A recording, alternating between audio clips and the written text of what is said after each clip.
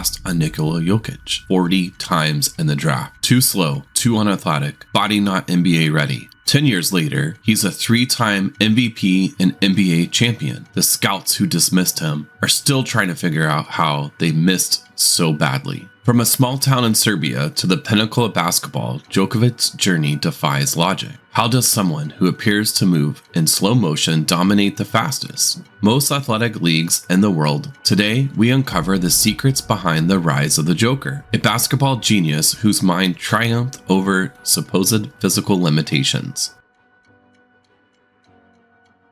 What if I told you the most dominant player in the NBA can barely jump over a phone book? Nikola Jokic, a 3-time MVP and NBA champion, defies everything we thought about what basketball superstars are. In a league obsessed with vertical leaps and explosive athleticism, Djokovic's dominance is a basketball paradox. The story begins in Sombor, Serbia, where Djokovic's basketball journey took its first unusual turn. As a young boy, he watched his older brothers, Strahana and Neuma, play the game he would eventually revolutionize. Those countless hours observing from the sidelines became his first basketball classroom, where he developed something far more valuable than athleticism: understanding. While most tall kids are immediately pushed into paint and told to grab rebounds, young Nikola's path diverged. His youth coaches in Serbia saw beyond his height and recognized exceptional vision and decision-making that simply couldn't be taught. This is where Djokovic's development took its most critical turn. Rather than forcing him to play like a traditional center, his coaches made a revolutionary decision. Despite his size advantage, they positioned him as a point guard, allowing him to handle the ball and orchestrate the offense. Like a chess master planning several moves ahead while appearing to move slowly, Jokic learned to see opportunities others couldn't perceive. The European influence on Djokovic's game shaped the fundamental approach. Team play, fundamentals, and basketball intelligence formed the cornerstone of his development. For Jokic, this meant learning to prioritize the right play over the flashy one and to value the assist as much as the basket. This selfless style became ingrained in his basketball DNA.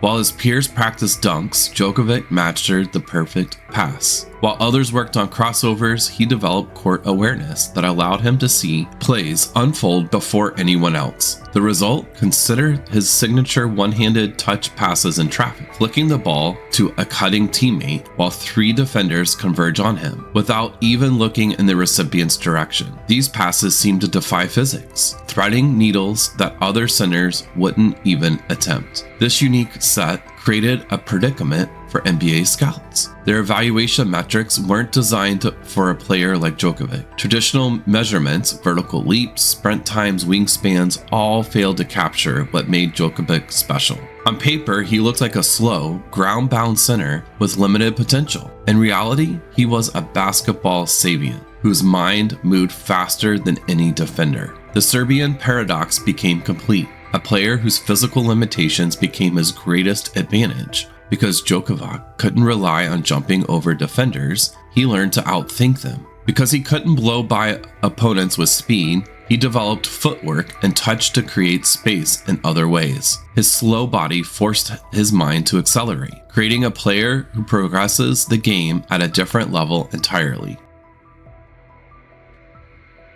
While the basketball mind was blossoming in Serbia, the NBA remained largely oblivious to what was developing. In one of the most overlooked moments in draft history, a basketball revolution began with barely a whisper. In 2014, NBA Draft's 41st pick happened during a Taco Bell commercial break. Most viewers never even saw the Denver Nuggets select Nikola Jokic, a fitting metaphor for a player the basketball establishment had thoroughly dismissed. Why such indifference towards a future cornerstone? The NBA scouts fixated on what Jokic couldn't do rather than his extraordinary gifts. Reports emphasize his slow foot speed and lack of explosiveness, cardinal sins in a league infiltrated with high-flying athleticism. These perceived limitations created a perfect storm of skepticism that pushed Jokic deep into the draft's second round. The basketball world's collectively shrugged, created the perfect opportunity for one man to change franchise history.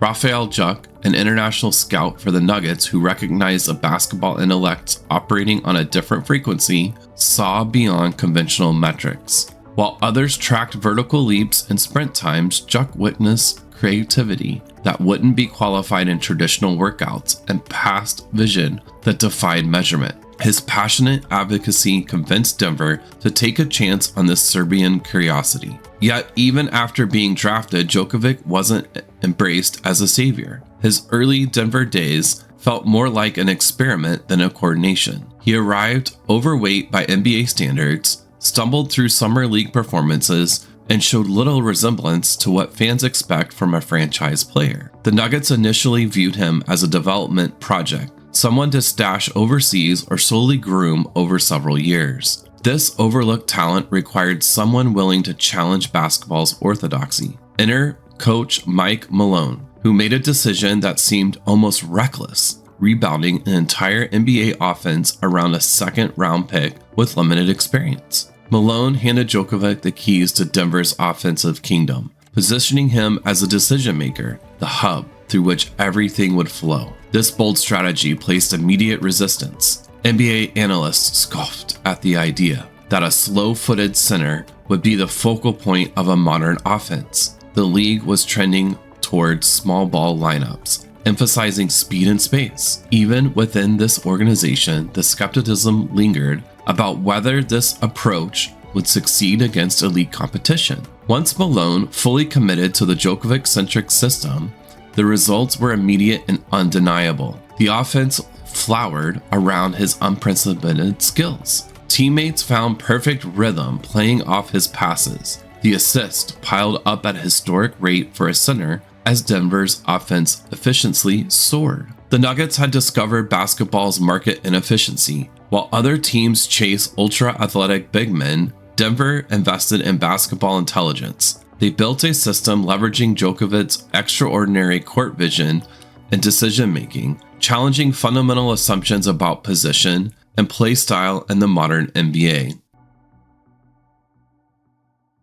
Denver's game on the unconventional paid off with a championship, but the most unconventional aspect might be the champion himself. When Nikola Jokic finally reached the NBA's maintained top and secured the Larry O'Brien Trophy, there were no elaborate celebrations or chest-thumping declarations. The Finals MVP wasn't dreaming of media tours or signature shoe deals. Instead, his mind drifted across continents, back to his beloved horses in Serbia. As confetti rained down and cameras flashed around him, Jokic's thoughts wandered to quiet stables and the gentle rhythm of hooves on dirt tracks, his genuine priority amid basketball's grandest stage. This reflection perfectly encapsulates the fascinating paradox at the heart of Jokic's identity. In a league that has historically worshipped visibly intense, think Michael Jordan's legacy competitiveness or Kobe Bryant's Mamba mentality, Jokic seemed almost disinterested in the trappings of stardom. The NBA had conditioned us to expect champions consumed by basketball. Jokic prioritized his stable over his stat line. Yet this apparent indifference masks a competitive fire that burns intensely. His nickname, the Joker, captures this duality perfectly. He's the playful prankster in the locker room, while simultaneously being a basketball assassin who dissects defense and surgical precision. This juxtaposition creates a persona both approachable and formidable. The 2023 championship run showcased how this unique mental approach translates to postseason success. While other stars visibly crumbled under expectations, Jokic maintained a prenatal calm. He made rational decisions in irrational moments, excluding complex plays with casual positions. This moment that paralyzed other superstars barely registered on Jokic's emotional radar. His teammates have taken notice. After a crucial playoff victory, Jamal Murray highlighted this quality. We're all after one goal, which is the championship,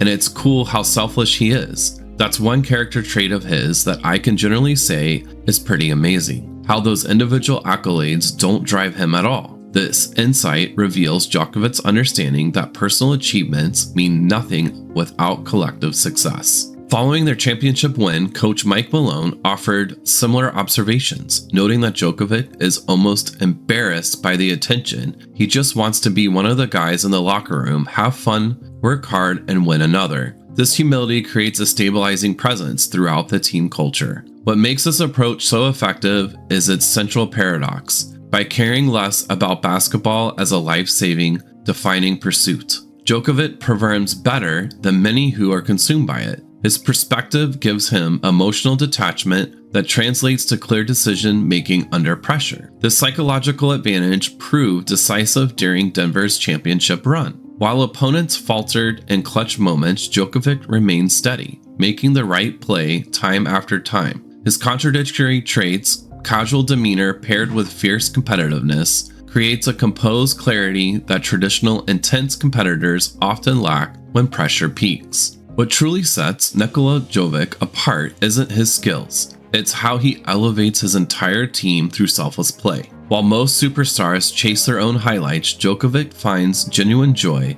in setting up his teammates for success. His assist numbers tell only part of the story. It's the infectious team-first mentality that transforms the Nuggets into something greater than the sum of their parts.